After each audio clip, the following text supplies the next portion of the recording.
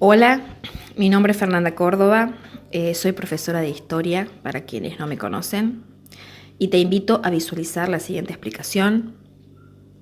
Te doy la bienvenida a este canal llamado Histéricos por la Historia y espero que todo lo que vas a escuchar a continuación sea de tu utilidad.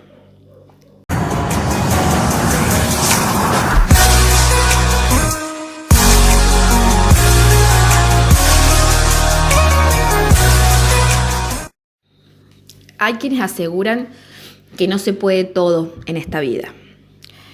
Dormir en clase, escuchar música con el celular, conversar con los compañeros, estar distraído, en fin, todas estas situaciones con el tiempo llevan a muchos alumnos a darse cuenta de que simplemente no entienden nada.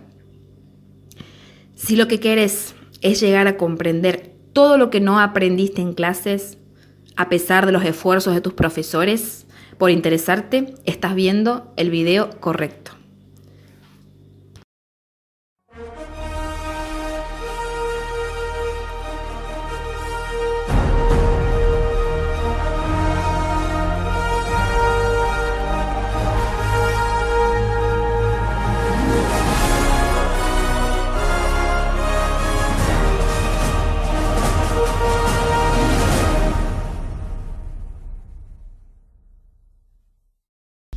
Buenos días a todos los que me están escuchando. Mi nombre es Fernanda Córdoba y quiero darles la bienvenida a este canal llamado Histéricos por la Historia. Comenzamos y espero que este tutorial sea de tu utilidad.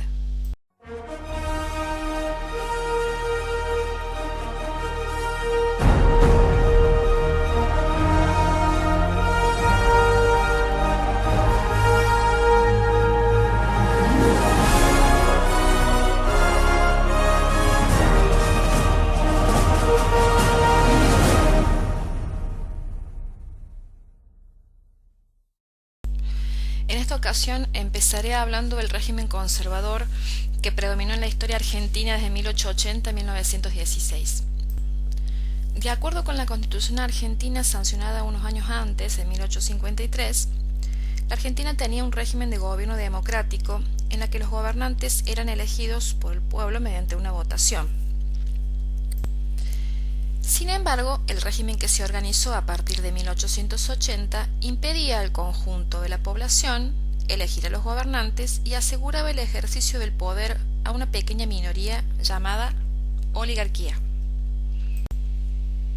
Solo los integrantes de esta minoría podían aspirar a ser elegidos como presidente, gobernador, legislador o aspirar al cargo de ministro. Estos hombres pensaban que había que terminar con las guerras civiles y enfrentamientos que había sufrido el país para que la Argentina pudiese progresar. Estaban relacionados con las familias más tradicionales y educadas y al mismo tiempo se consideraban los más indicados para gobernar.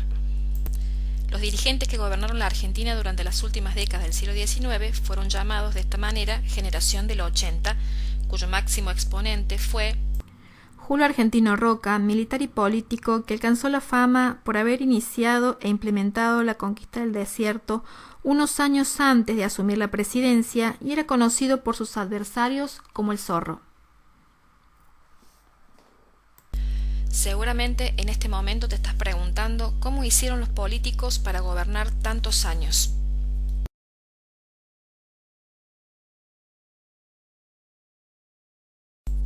Lo que pasaba era que la mayoría de la población estaba formada por inmigrantes, a quienes no les interesaba la participación política, es decir, votar.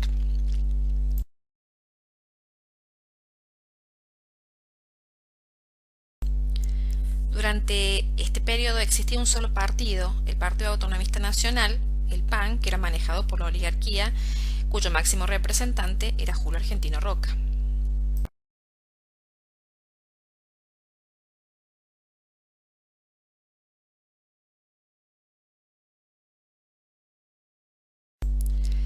Se formó un Estado políticamente conservador que buscó acaparar el poder a través del fraude electoral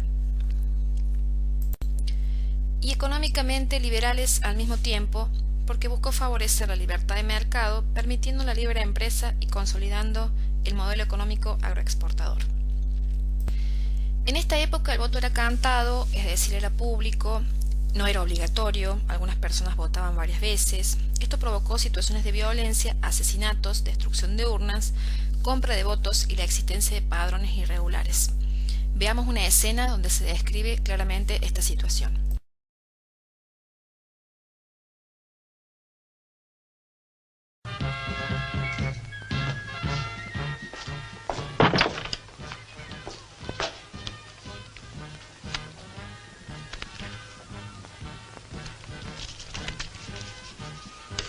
Sírvase. Un momento. Me parece que este hombre ya votó. No, le habrá parecido a usted. Seguro que se confundió con otro, porque hay mucha gente que tiene la misma cara, ¿no veo? La cara que tiene digo, el señor este. No, señor. Ahora estoy seguro. Era él. Mire qué cabeza dura usted. Yo me voy, tengo algo que hacer. Usted no se va nada. ¿Es cierto que votó antes? Sí, 4 veces. ¡Qué ejemplo, eh! Es un fanático del civismo.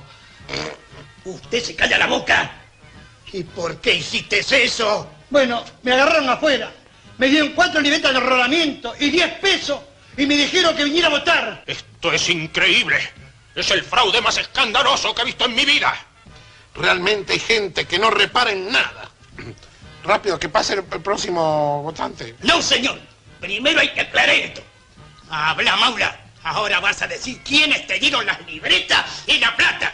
Si no, esta noche vas a dormir al calabozo. Está bien, comisario. Lo que me dieron la libreta de rodamiento fueron...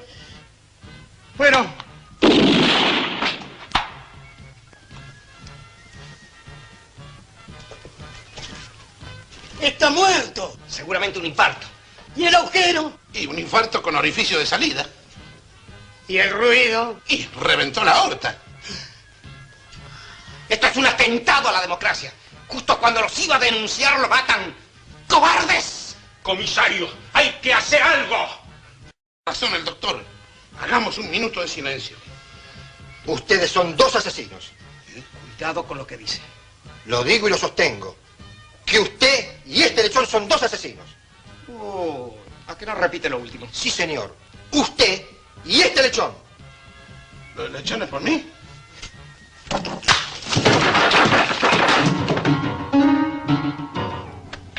Y me tenía podrido.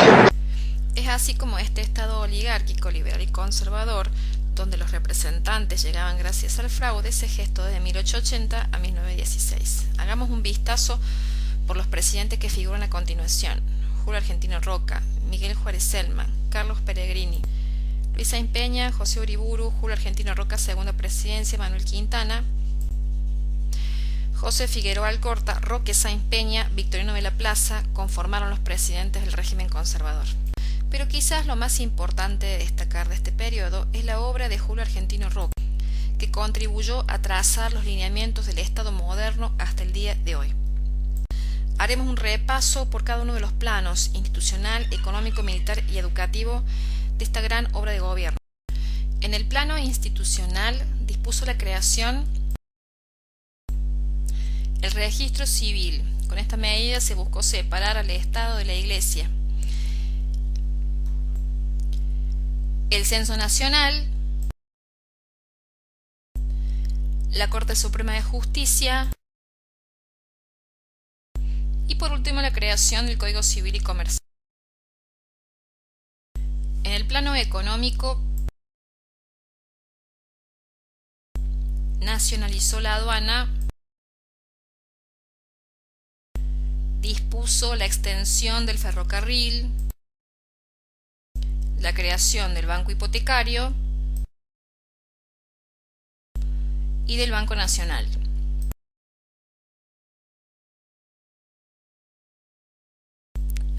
En el plano militar,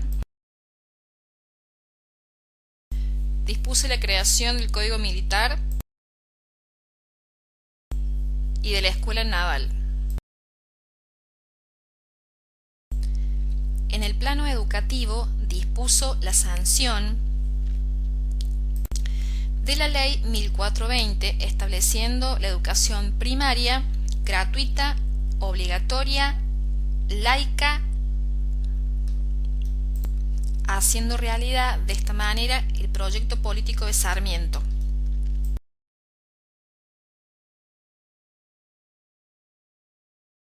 Desde 1880 la economía argentina crecía muy rápido y por este motivo se vivía un gran optimismo. Muchos bancos e inversores europeos, sobre todo británicos, veían a nuestro país como un buen lugar para hacer negocios. Muchas de las obras públicas, como el ferrocarril, que convirtieron a la Argentina en un país moderno, se hicieron con dinero que el gobierno tomó prestado de otros países, a través de préstamos.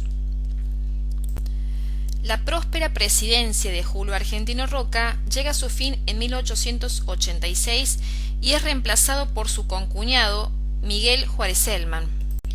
El gobierno de Juárez Celman tuvo muchos problemas para devolver el dinero de los préstamos y en 1890 la Argentina ya no podía pagar lo que debía y se produjo una gran crisis económica. A estos problemas económicos se sumaron las protestas de quienes se oponían al gobierno de Juárez Celman. Un grupo de jóvenes universitarios organizaron reuniones para denunciar las irregularidades en las elecciones y la mala administración del gobierno. Desde 1880 se profundizaba una concentración política que unía el partido gobernante, el único que existía, el Partido Autonomista Nacional, con la figura del presidente. Esta concentración del poder no se realizaba para fortalecerse frente a la oposición política porque en esta época la misma era muy débil. En realidad buscaban reafirmarse dentro del grupo gobernante, removiendo a aquellos gobernadores que no eran del todo leales. En el caso de Juárez Celman, dicho proceso se acentuó porque a su condición de presidente de la República le sumó la de jefe del partido gobernante, lo que hizo que los historiadores denominaran unicato a esta fuerte concentración del poder político en una sola persona. Es precisamente esta fuerte concentración del poder por parte de Juárez Celman lo que lo aleja de Julio Argentino Roca, y esto va a desencadenar en parte las consecuencias de acontecimientos que ocurrirán más adelante en este periodo. No se puede dejar de mencionar los aspectos positivos de la presidencia de Juárez Celman. Por ejemplo, durante su gestión de gobierno se promovió la obra pública, se reordenó la construcción de edificios como el Correo Central que están viendo ahora, el Teatro Colón y las reformas del puerto de Buenos Aires, además de obras de infraestructura sanitaria. Y se aceleró la construcción de decenas de ramales ferroviarios. Pero su gestión se vio salpicada por acusaciones de corrupción basadas en la concesión de obras públicas a personas del círculo íntimo del presidente. Así se gestó una oposición política dirigida por la Unión Cívica de la Juventud que provocó un levantamiento armado conocido como Revolución del 90. Este levantamiento armado fue protagonizado por la Unión Cívica de la Juventud. Se denominó Revolución del 90 y en algunos libros figura como Revolución del Parque.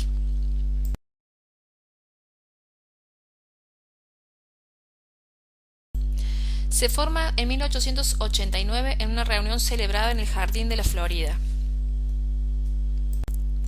Estuvo integrada por Leandro N. Alem, Bartolomé Mitre, Hipólito Yrigoyen, entre otras figuras, que reclamarán el fin del fraude y la convocatoria a elecciones transparentes. Los jóvenes que se sumaron a estos ideales fueron de diferente procedencia social y se transformarán en el motor de un cambio político en el futuro.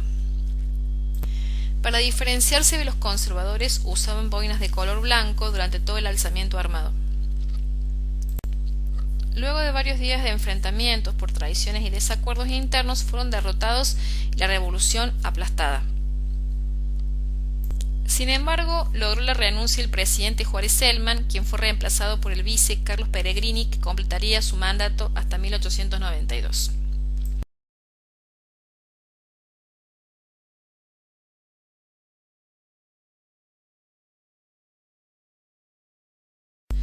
Después de la revolución de 1890, los principales dirigentes del PAN buscaron calmar los ánimos de la oposición. Liderados por Roca, propusieron que su partido, el Partido Autonomista Nacional de los Conservadores y la Unión Cívica de la Juventud, se presentaran juntos en las siguientes elecciones presidenciales. Los partidarios de Bartolomé Mitre aceptaron, pero otros opositores, dirigidos por Alem, rechazaron totalmente el acuerdo, y en 1891 la Unión Cívica se dividió. Mitre quedó al frente de la Unión Cívica Nacional y Alem y sus partidarios fundaron la Unión Cívica Radical, que reflejó las ideas de la clase media. Nace de esta manera uno de los partidos políticos más importantes del siglo XX, la Unión Cívica Radical. Los radicales continuarán en la oposición, querían que más ciudadanos pudiesen participar de la vida política del país y para eso exigían que terminaran las trampas en las elecciones, el fraude. En 1893 y 1905 se dirigieron nuevos levantamientos armados que también fracasaron. Pese a esas derrotas, el radicalismo ganó un creciente apoyo en distintos sectores sociales de todo el país. Se puede asegurar que la Unión Cívica Radical le abrió el paso al surgimiento de otro partido importante en el siglo XX, el Partido Socialista, creado en 1896 por Juan B. Justo. Estas fueron las primeras agrupaciones políticas modernas de la Argentina. Pasarán muchos años para que la Unión Cívica Radical y la sociedad argentina presencie el fin del fraude. En octubre de 1910, Roque Sáenz Peña asumió la presidencia de la Nación y en 1912 logró la aprobación de una nueva ley electoral, la norma conocida como Ley Sáenz Peña, que estableció el sufragio universal, masculino, secreto y obligatorio, y así se evitaba el tráfico de votos. Esta ley permitió la integración del radicalismo y el Partido Socialista, que comenzó a tener nuevos representantes como Alfredo Palacios, que representaba los intereses de los obreros.